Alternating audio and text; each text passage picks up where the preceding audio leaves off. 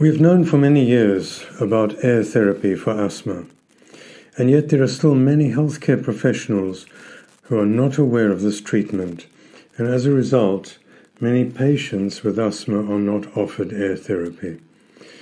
The podcast will hopefully clarify this and hopefully be a light bulb moment for doctors and nurses who prescribe for people with asthma.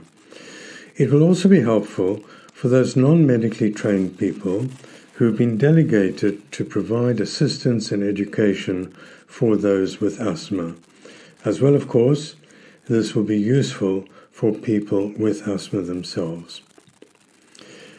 Now, AIR therapy stands for Anti-Inflammatory Reliever Therapy. So it's AIR therapy.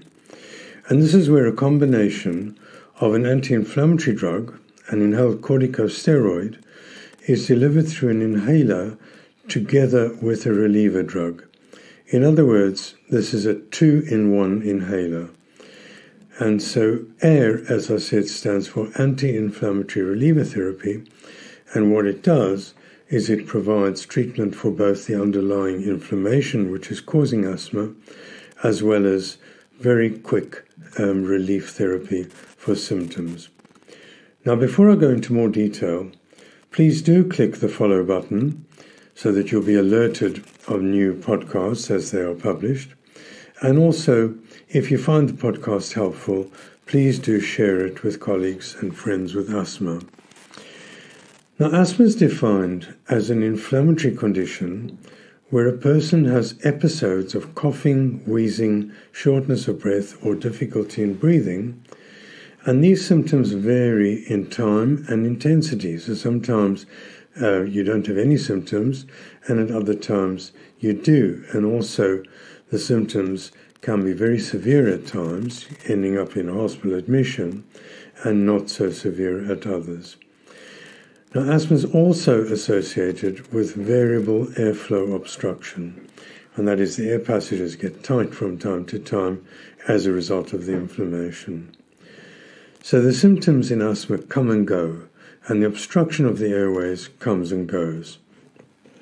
These episodes or flare-ups of asthma are usually, but not always, triggered by factors such as pollen, exercise, pollution, foods, and other substances to which a person might be allergic. So a person with asthma may be fit and well one day and in intensive care fighting for their life on another. Now, the treatment of asthma has always been aimed at the underlying inflammation, and that's the cause of the symptoms which come and go, and the cause of the tightening of the airways that results from that inflammation. In the past, it was customary to prescribe these two drugs, the preventers and the relievers, in two separate inhalers. The relievers that have been used for quick relief of symptoms due to asthma are usually the so-called short-acting beta-agonist relievers, the SABAs, and that's, for example, salbutamol, the inhaler which comes in a blue inhaler. And the way these medications were prescribed was to advise people with asthma to use the inhaled corticosteroid regularly, i.e. once or twice a day, with the aim of treating and preventing the underlying inflammation which is caused by asthma, and a separate inhaler containing the salbutamol, and this was usually a blue inhaler, was prescribed to be taken when needed for symptoms. Now, as a result of the noticeable quick relief from these blue inhalers, many people only took the reliever inhaler and didn't take the preventer inhaler, which meant that they were only getting temporary relief from the tightened airways or bronchospasm and no treatment for the underlying cause of the problem, that is the inflammation of asthma. So why does this matter?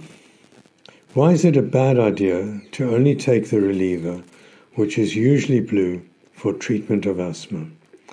Simply because it's dangerous, and that's for two main reasons.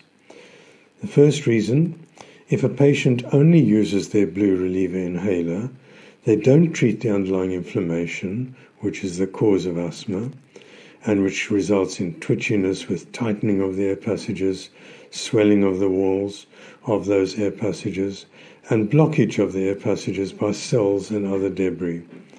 And all three of these things result in reduced access of oxygen to the body through the lungs. And as you know, oxygen keeps us alive.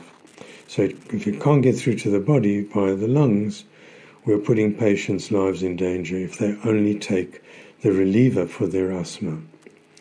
Secondly, there's lots of evidence now that regular use of the blue inhalers, the salbutamol, can actually cause asthma attacks or exacerbations as they are known to healthcare professionals.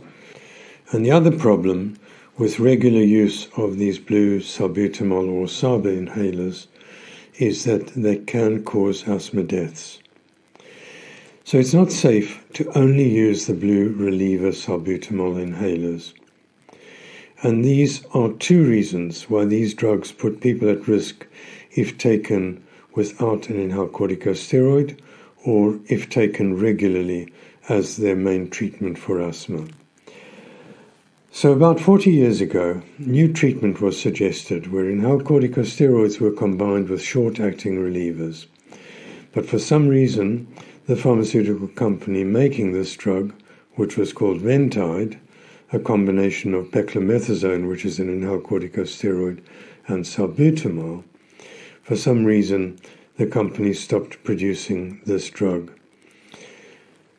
Now, about 25 years ago, so-called MART treatment became available. And MART stands for Maintenance and Reliever Treatment. And this is a form of air treatment, anti-inflammatory reliever treatment, where a preventer drug is delivered in the same inhaler, so a 2-in-1 inhaler with a reliever. Now, the way MART is prescribed is either regular use of the single inhaler once or twice a day, and then instead of using a separate short-acting inhaler, the blue inhaler, the person uses that same 2-in-1 maintenance and reliever inhaler for their symptoms. It's very important to understand that the 2-in-1 inhalers contain an inhaled corticosteroid and a particular kind of long-acting bronchodilator. And this long-acting bronchodilator is called formoterol. There are a number of long-acting bronchodilators, but this one that's used in maintenance and reliever treatment, in other words, the air 2-in-1 inhaler, is called formoterol. And formoterol acts for at least 12 hours, and the important point is that it acts very quickly. It acts as quickly as the blue salbutamol inhaler does. And that's the beauty of these 2-in-1 inhalers, is that the patient gets instant relief for their symptoms, and at the same time they get treatment for the underlying inflammation which is causing those symptoms. MART treatment is very effective at reducing asthma exacerbations or attacks. And there have been a number of research studies comparing MART treatment with the conventional regular use of inhaled corticosteroids with a long-acting bronchodilator together with short-acting beta agonists for relief. Those are the blue inhalers for relief. And so the question you might ask is, why bother? Does this work? Well, as I said, there have been lots of studies, and I've put a reference to a paper that we published earlier this year summarizing a lot of those studies. In two recent studies where MART treatment with inhaled corticosteroid and formoterol was compared with the same dose of inhaled corticosteroid with a long-acting bronchodilator and salbutamol as needed, and another where a higher dose of inhaled corticosteroid was used compared with the MART regime. And these studies found that MART reduced the risk of severe asthma exacerbations by 32% when using inhaled corticosteroid at the same dose, and MART was also effective at reducing severe exacerbations by 23% in people who were taking, compared with people who were taking a higher dose of inhaled corticosteroid. So the point really is that unless a prescriber can be really sure that their patient will take the preventer medication regularly as prescribed, the use of mild treatment is a safer option. And mild treatment is one of the ways that anti-inflammatory reliever treatment or air treatment is delivered. So now we come to the second way that anti-inflammatory reliever treatment or air treatment is delivered. Over the last 25 years, a number of research studies have highlighted that regular use of the short-acting beta-agonist inhalers, the blue inhalers, was potentially dangerous. Now, the risk of dying from an asthma attack was linked to the use of 12 or more of these inhalers in a year. And more recently, a number of research studies have shown that people prescribed 3 or more of these blue salbutamol reliever inhalers a year have increased risk of having an asthma attack and ending up in hospital.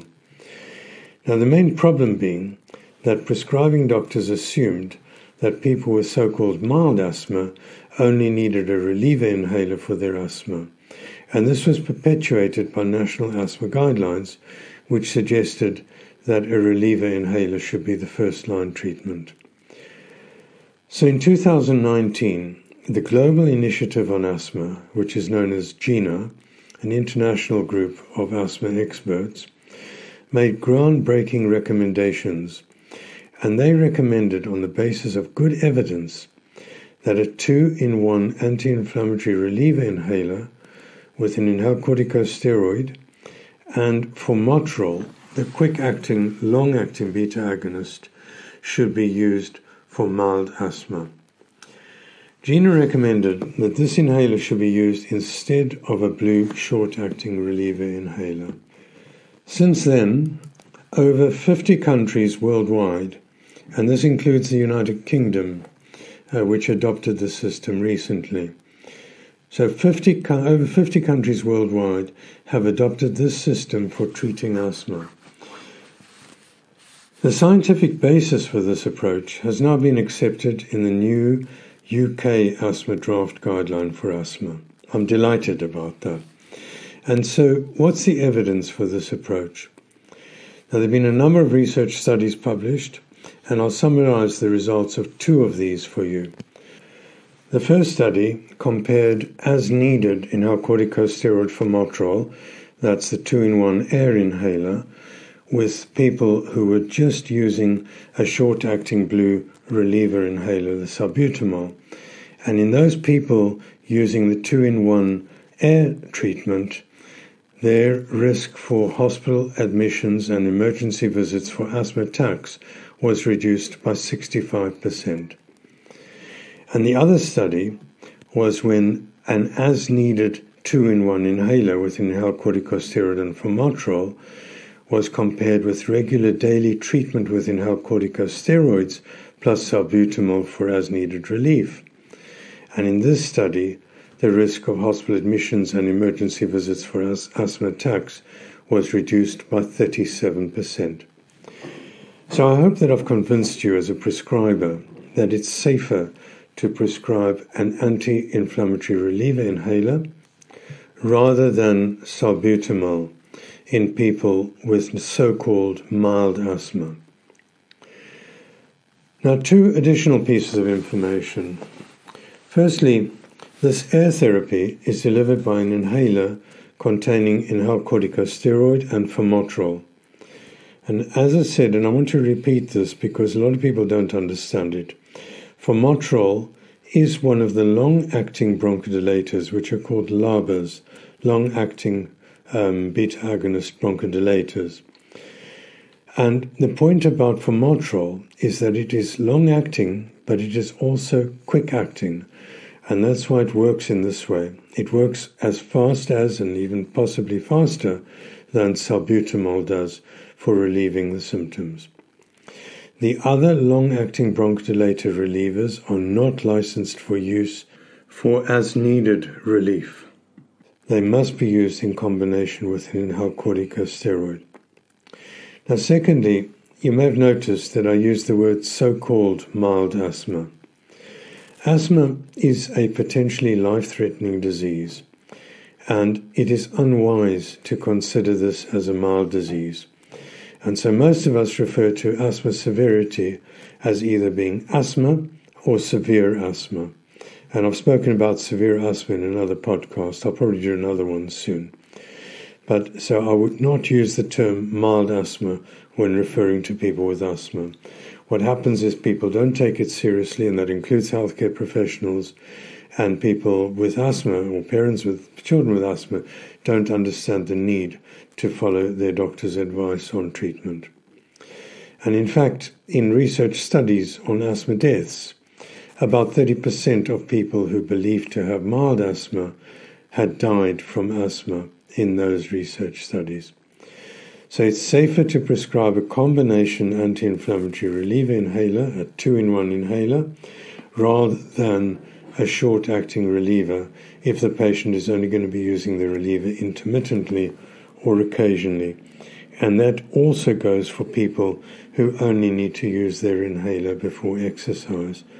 Although somebody who's getting exercise-induced asthma symptoms probably needs to be on more regular inhaled corticosteroids, because the need for relief during exercise is a sign that asthma is poorly controlled. So in summary, AIR therapy, which stands for anti-inflammatory reliever therapy, is prescribed in two ways. Firstly, it's prescribed as needed.